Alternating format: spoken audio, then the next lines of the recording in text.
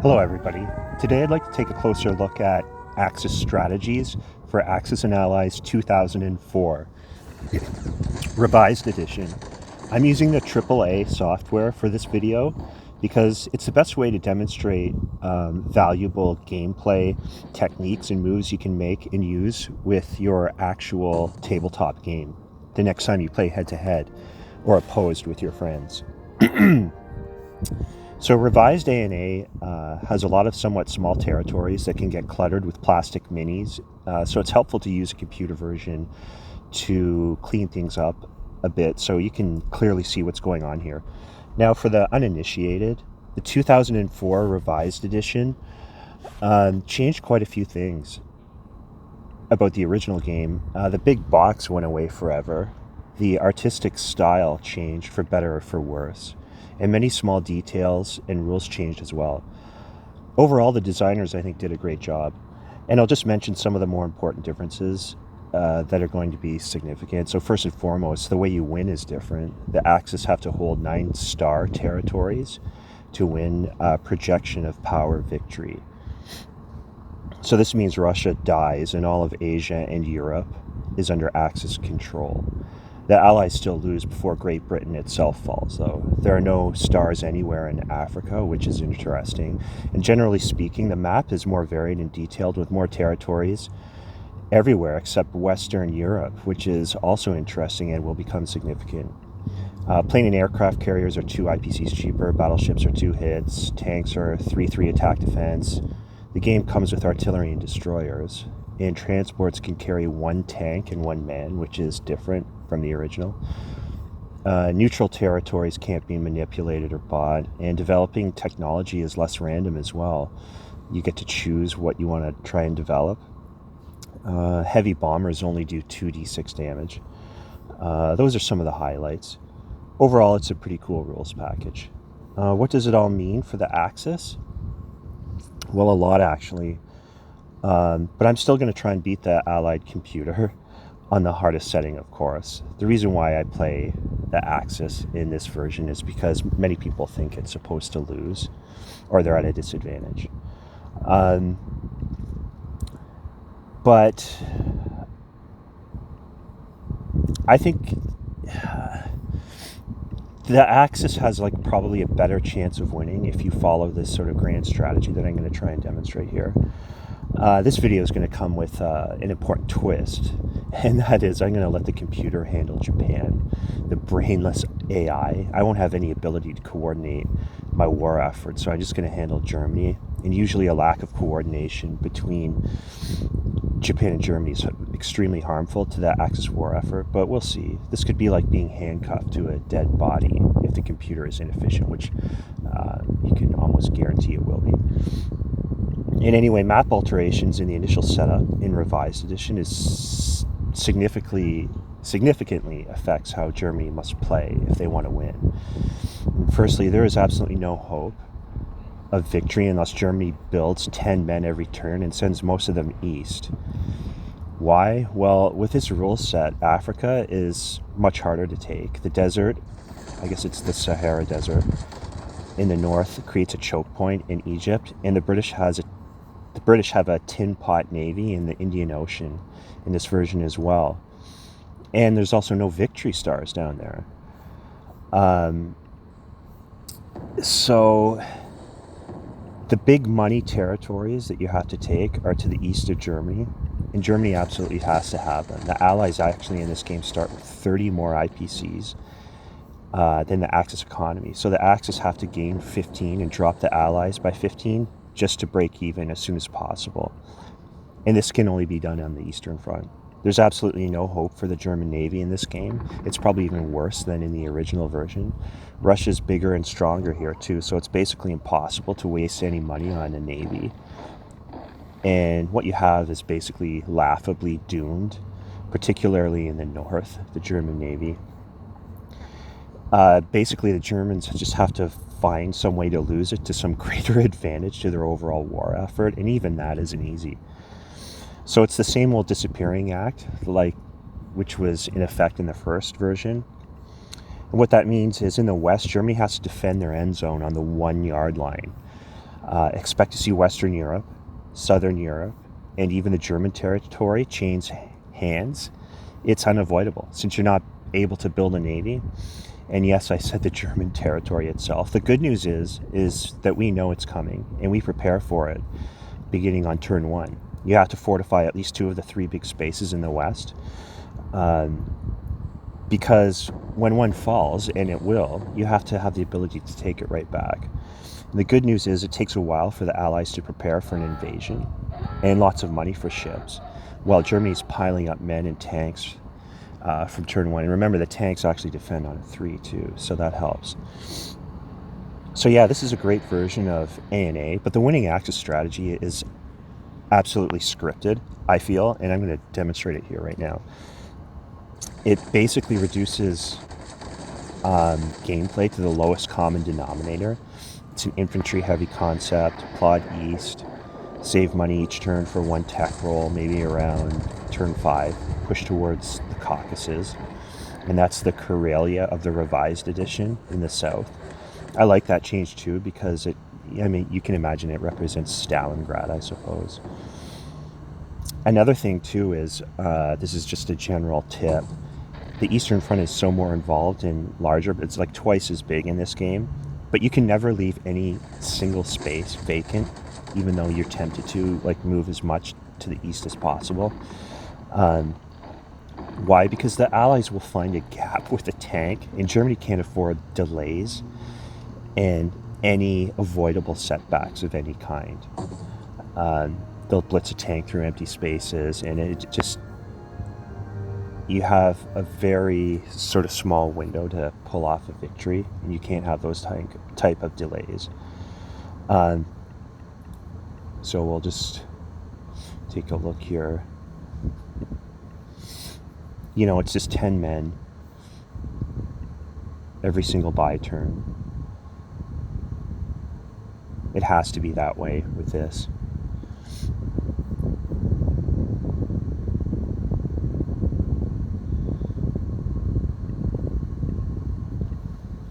You can see the Russians already,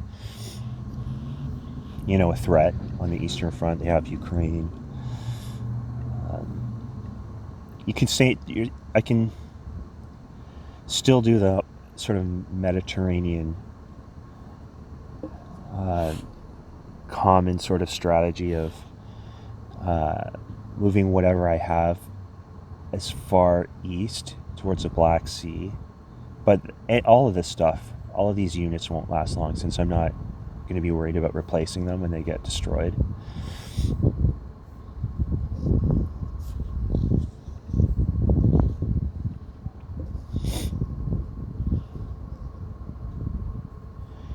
Try and do as much damage to the British naval fleet, but this is like a one-shot type thing. The best you can hope for is maybe get this battleship. Other than that, unfortunately, you're really restricted with what you can do to prevent an invasion from coming.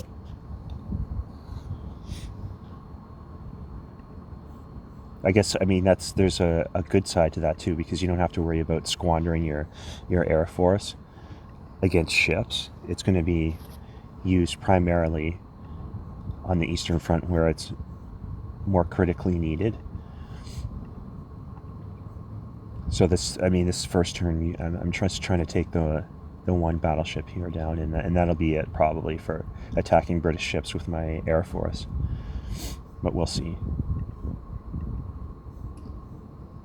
You try and prolong the battle in Africa as long as possible, but it's going to come to an end sooner in this version.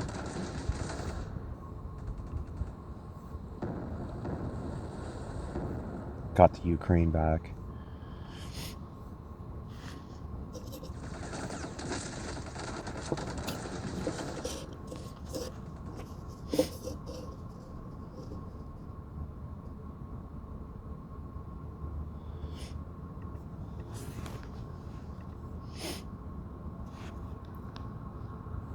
Yeah, it's disappointing. I really wish you could save IPCs and occupy neutrals. It's kind of a fun technique to use in the original. You almost are like a matador against a bull. If you're playing the Axis, you can create like diversions in Spain and stuff like that. Allies will usually attack anything that you occupy, and if it's farther away from Western Europe, it's worth your while. But for whatever reason, the designers just did away with that in this version, which is interesting. If I were to make a mod video of this, who knows, that might be one thing that I'd bring back. I actually don't have a physical copy of this because when it came out, I had a friend that was like this, Axis and Allies as much as I did, and so when anything new came out, he just bought everything, so we just played on his. But I would definitely get my own copy of this again, or just to do a video, I would, on mods.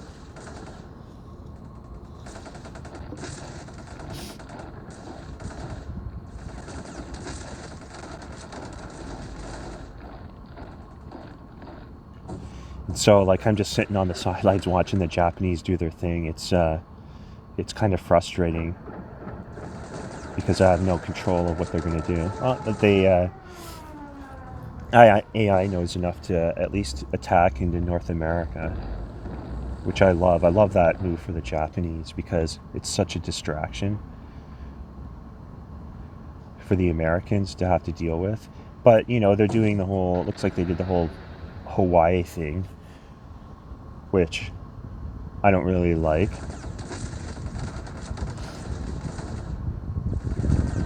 Russians are going to hit them right back.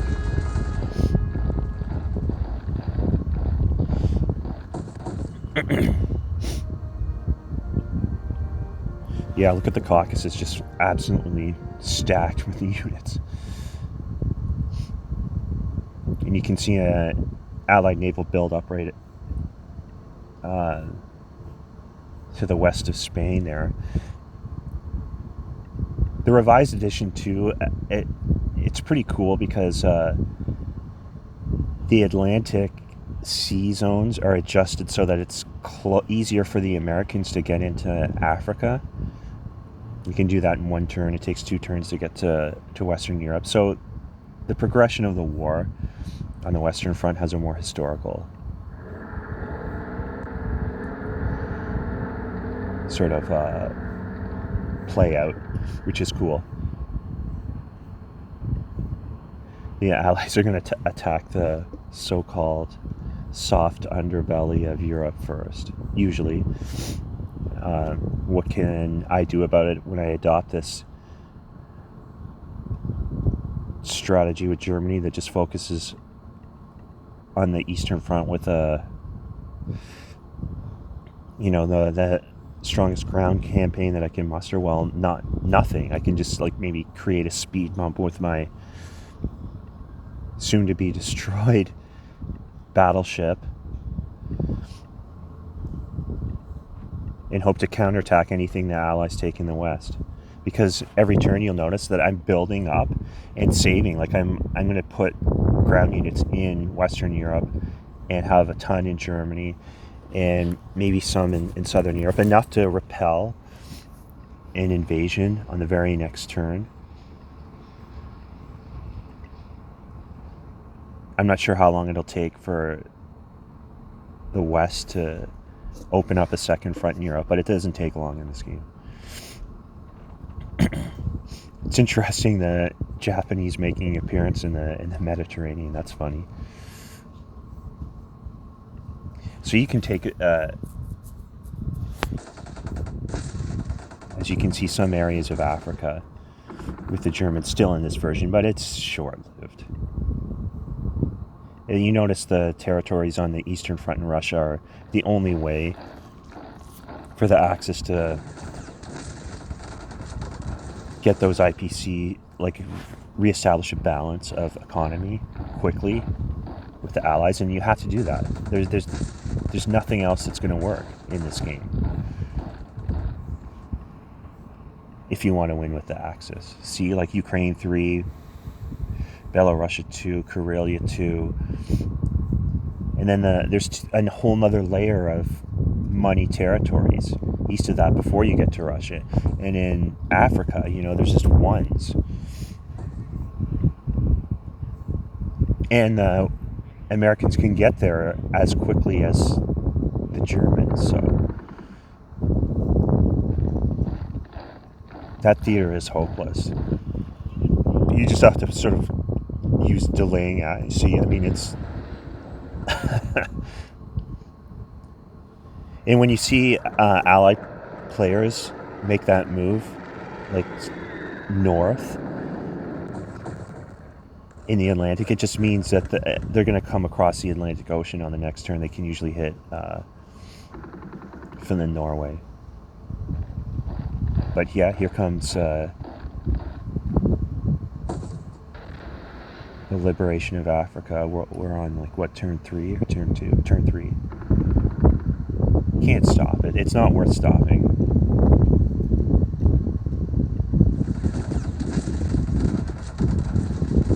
Wow.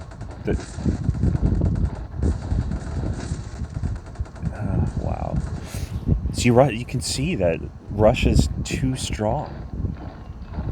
I just have to break down their economy by fighting over those valuable territories in the east. But you can see they can hit back with power and push me back. And I'm using everything against them. But that will grind them down, having a battle in their territories over their, money spaces.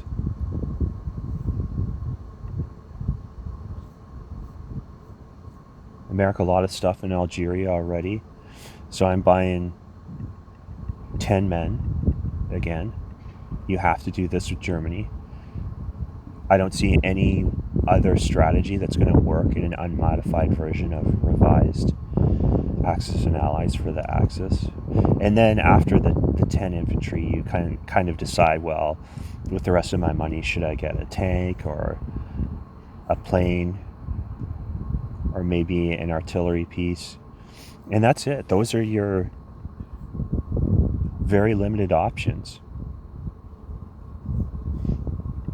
Look at all that stuff in the southern Atlantic Ocean. You can see, so what, it's like almost turn 4, and Africa's gone. I have Japanese help. Japanese Air Force in Western Europe, because they know what's coming. Very interesting with the computer. I'm not controlling the Japanese, and I'm actually surprised. They're helping me.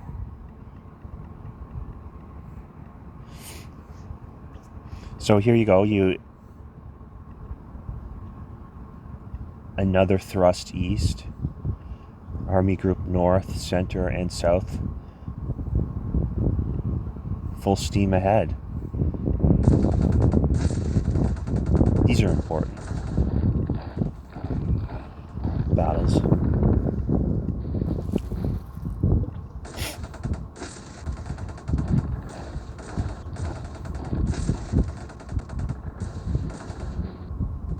Got Archangel. Got back Egypt, but it's temporary.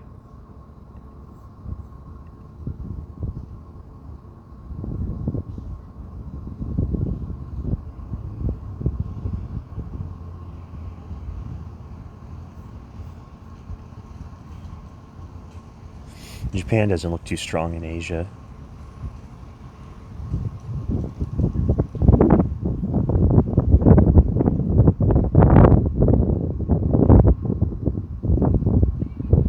Here's the 10 men again.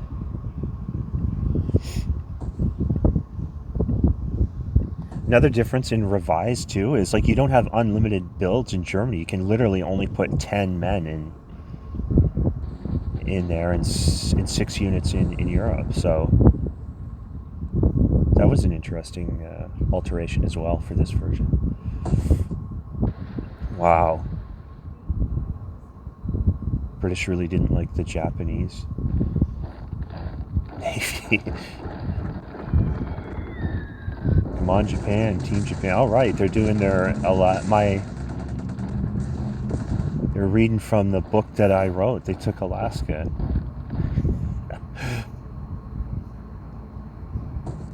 Wow, no, that's impressive.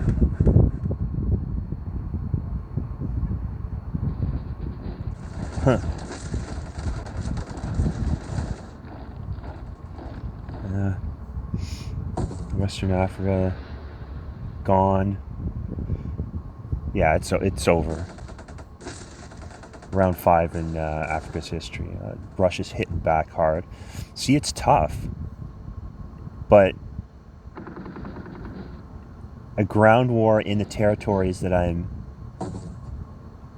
exchanging with every turn with Russia hurts them more than me, believe me. And they have the Japanese to worry about on a second front as well.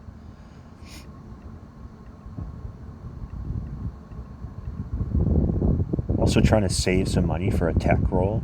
There's a right and a wrong way to approach tech rolls.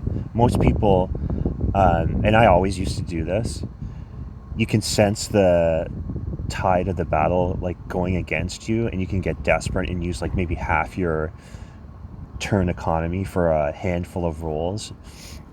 It's not the right way to approach tech rolls and Axis and Allies. You should save money gradually, and then maybe on turn 6 or 5, when you have maybe enough money saved up for a couple rolls and still have a normal build, that's the way to do it, I think. If it doesn't work, you can say, well, at least I tried. But blowing, like just being desperate and using a ton of money for what could be a guaranteed technological advancement could still crush you in the long run because you haven't maintained your front with the required amount of infantry. And in this version, if you're playing the Axis, it's 10 men every turn minimum. See how I'm stacking Western Europe. Yeah, it's actually acceptable. Well, no, I was going to say to leave like one of them completely vacant, like the south, but it's probably your best bet to inflict losses on an invasion, and then be prepared to counterattack with, a pretty strong force to kick the Allies out immediately after they take, whatever territory they choose to attack. But here we go, like this, I don't know, the third time I've gone all out against the Russians with ground forces in the east. They'll get weaker eventually.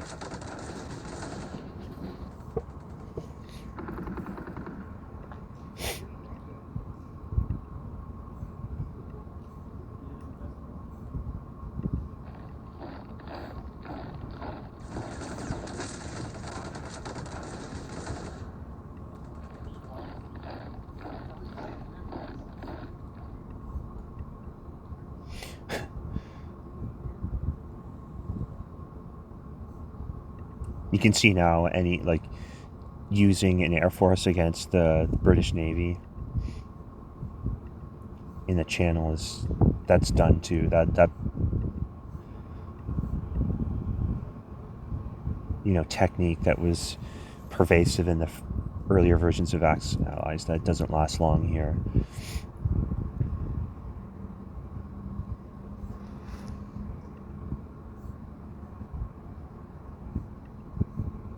Caucasus, have a lot of planes. Here's the 10 men again. So you can see I'm pretty strong in the west there. It takes time to get all those men far east in this. But I have a very healthy economy, you can see still.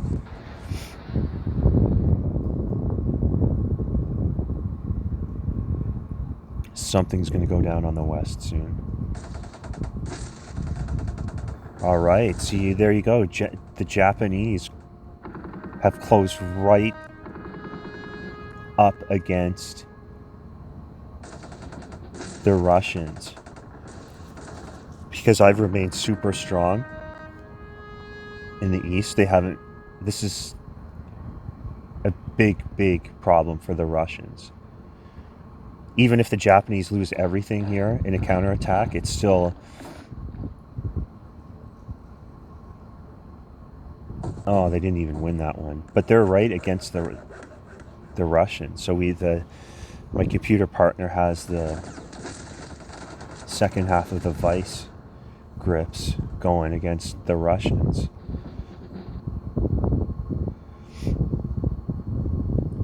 And that breaks the economy, their economy right there. Tons of allied equipment in Africa. Russians are hitting back on all fronts with whatever they can, but they're getting thinner. You can see they don't have as much equipment. And it's bad, like they're sending a lot of stuff against the Japanese, which is just ideal for me. They're really thin.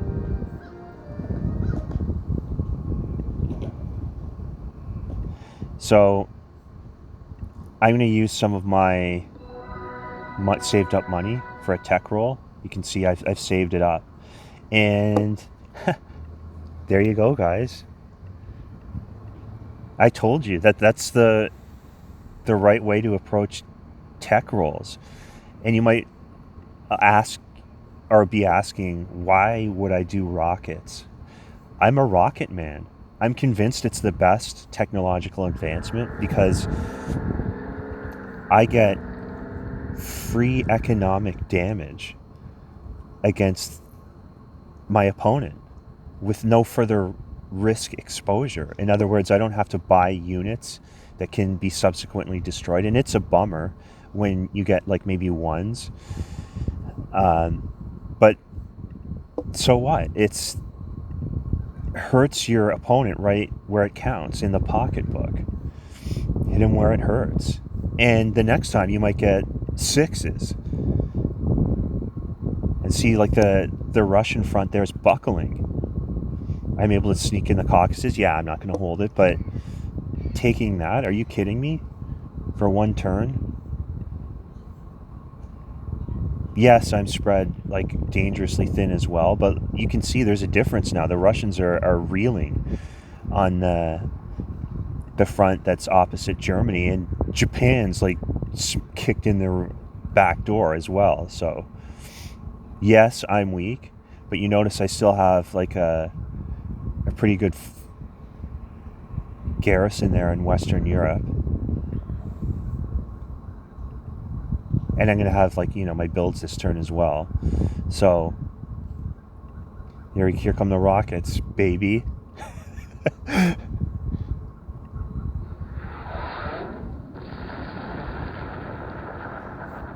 Aw. Wow, that was disappointing, but I'll take it. The worst possible result I got there, but still, it's -2. It could be -12 the next turn. You never know.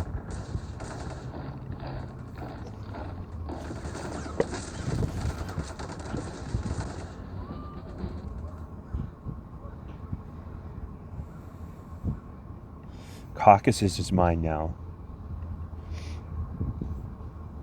That's just more money. I know I can't hold it, but it's a race towards Moscow between the Japanese and the Germans. Who will get there first? See, look at how stacked I am in Western Europe now. Yeah, the Allies are going to invade, but you better believe I'm going to be able to hit back. 49 is my economy now. Yeah, so you can't let this bother you. You can't stop it. You're not building ships. Don't worry about it. I'm just grateful it's Norway and not Germany. But yeah, it's either that wouldn't have been able to take Germany, actually, or Western Europe. So here comes Japan doing the exact same thing as I'm doing on the other side of Russia. They're bombing the Russians as well now, strategically. I'm hitting them with rockets.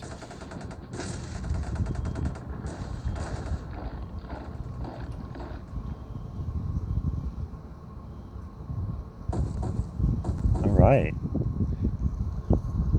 I'm not sure why the Japanese aren't attacking Australia and New Zealand. I don't like that. That's like the one thing I don't like about, like, why is that not happening? Germany or America's solely focused on me.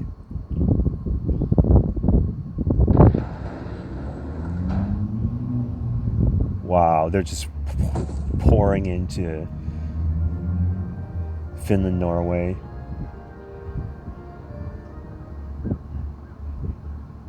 Yeah, you can see at this point, Egypt, the Middle East, Africa, it's out of the question now. But look at the map now. It doesn't matter. Russia's surrounded. So you can concede that entire part of the map in this version of Axis and Allies if you play Germany correctly. And I'm doing this with a Japanese AI. AIs are crap in these type of games, I find. But, surprisingly, it's quite effective here.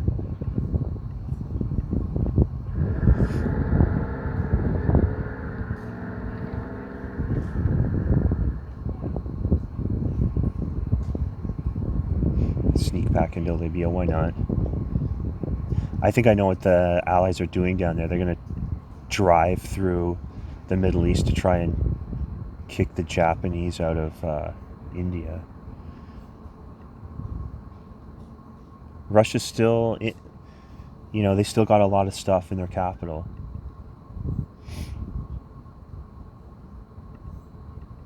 But I'm moving what I can as fast as I can east. Always mindful to protect Western in Germany. I don't really face an imminent invasion in Southern Europe, so it's those two that I'm stacking. It looks like the Americans are just gonna try and drive through the south, maybe get back the Caucasus, I don't know.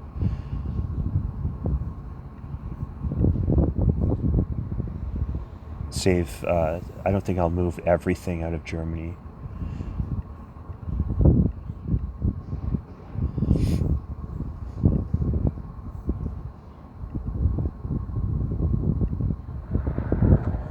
Rockets.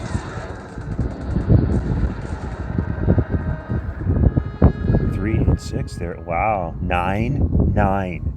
That's why you buy rockets, if you can get them.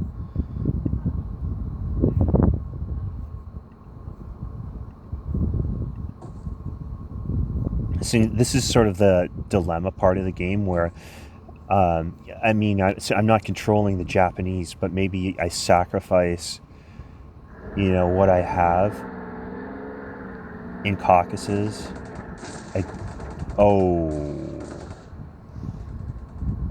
Yeah, see, I told you guys this is like the worst case scenario. I was hoping it wouldn't be in Germany. But look at how much damage I did to the British there. And that's terrible. I just lost Germany. I lost the capital. I lost the game, right? Not necessarily. Because I'm taking it right back. I was prepared for this. It's not good. Don't get me wrong. It's really bad, actually. But I will take Germany back.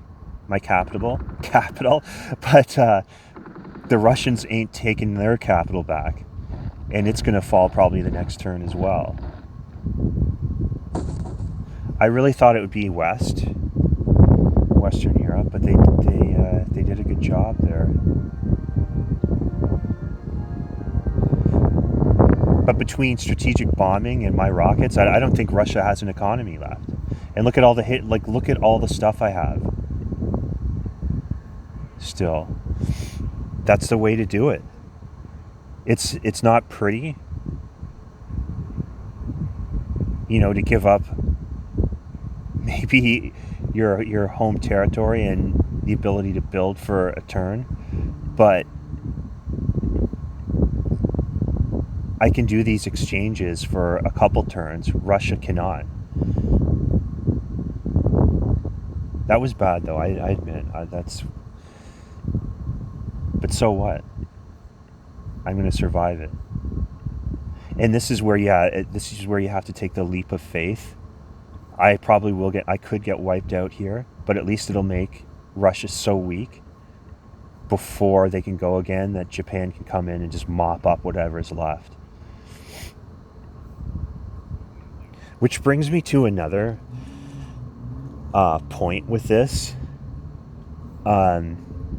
which is interesting. The whole projection of power victory thing, where you just have to hold 9 stars for the end of your turn in order to win. It creates this weird, 180 degree about face sort of.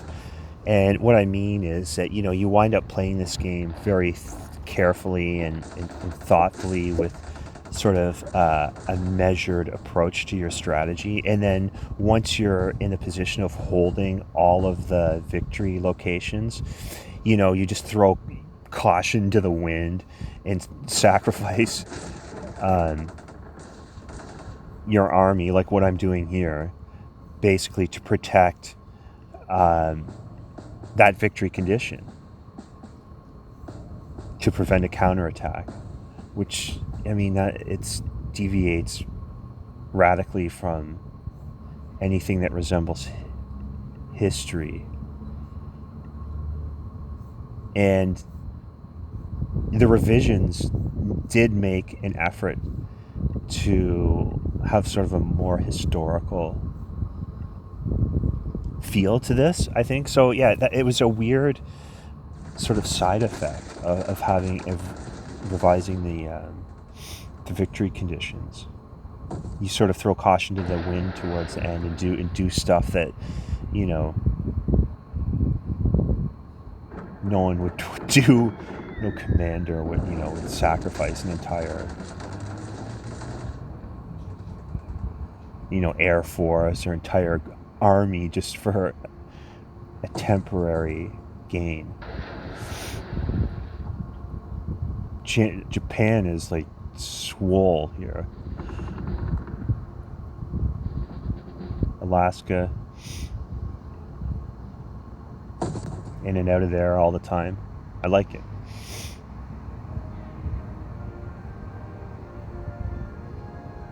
Didn't do much though with the Japanese Imperial Navy there. That money could have probably been better spent.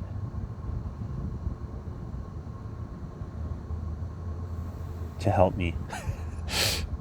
But no more Russia. And I think, actually, if I take and hold Leningrad, that's 9.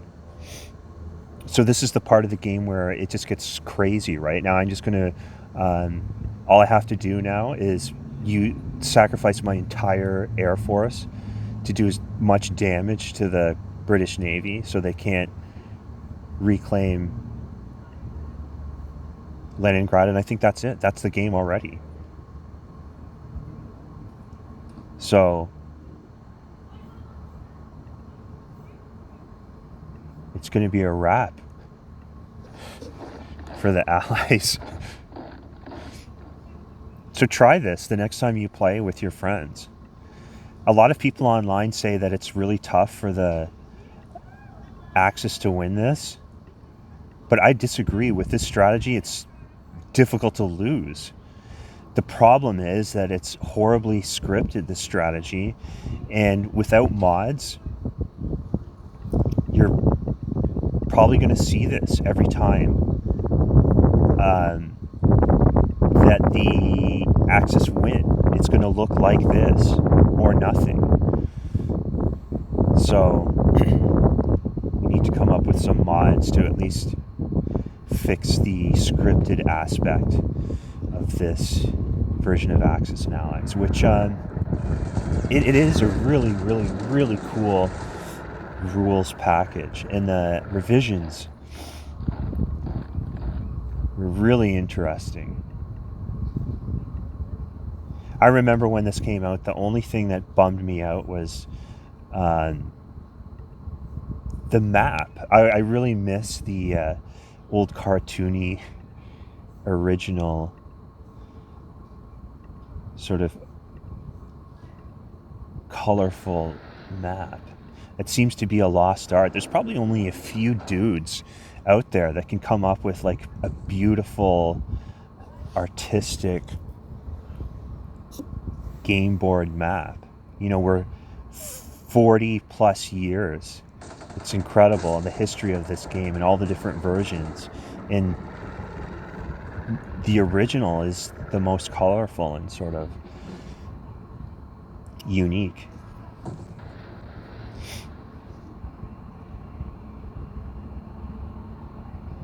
And it's another thing is there's Western. You can't stop this with the Axis. It's impossible.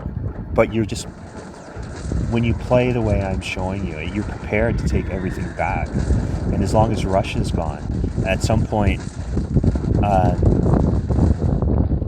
you'll have those 9 stars, and the Allies will never be able to get them back.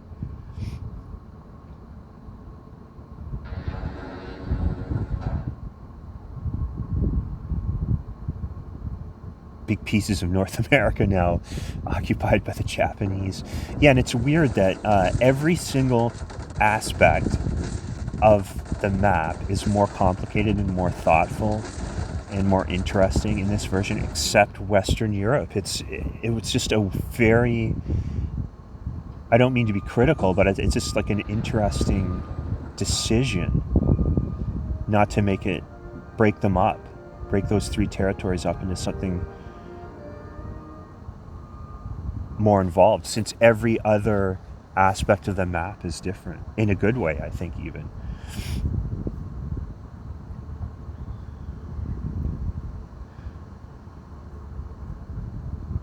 the end is near here for the Allies, because at some point I'm going to take, well, maybe even this turn, I'll take west and then just sacrifice my entire air force to sink every single transport, and then it's game over. I could probably do it this turn.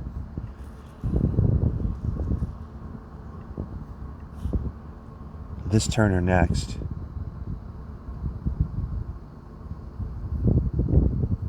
Yeah. Yeah, I'm going to do it. I just have to chew through some of the transports, and they won't have enough to move against either Leningrad or the West. And there's your projection of power victory for the Axis. Really tough strategy for the Axis.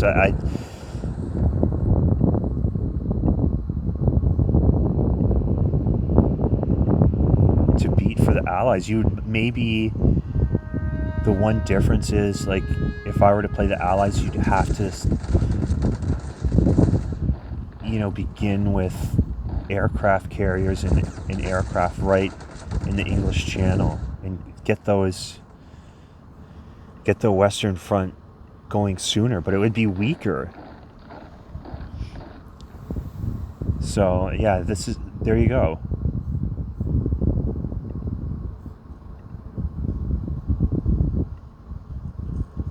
That should be more than enough. But we'll see what the Allies can muster here.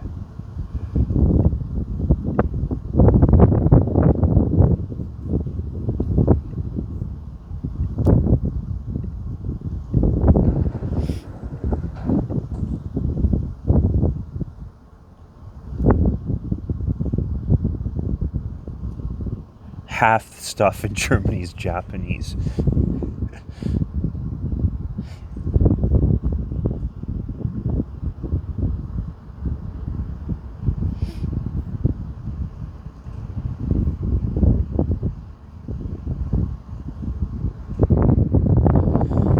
Huge economy. This is going to be it in 10 turns. It's interesting that like every time you play Axis and Allies, it usually ends around turn 9 or 10, I find. Without mods.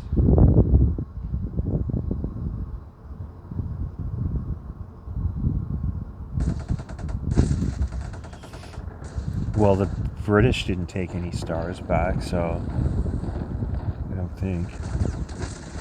Unless the Americans can do it, it's going to be curtains.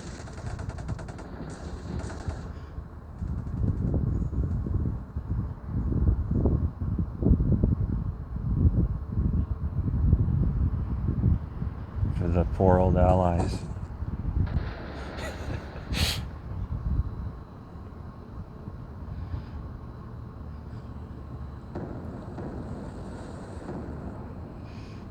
Come on, America, what do you got?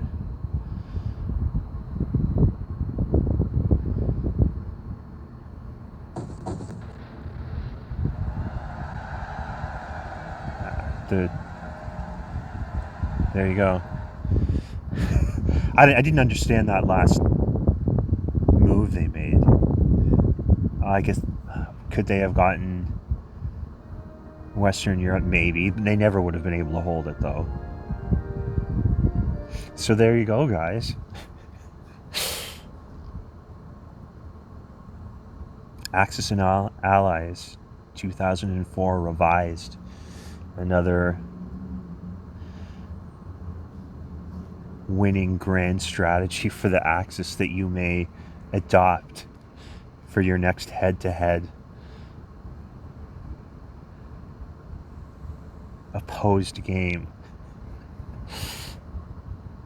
And there you go. So you can see the disparity in production and everything at this point in the game. So it's cool. The 9 cities is, I mean, it's over. There's no hope of, reversing the momentum. So it makes sense in one way to end the game at this point.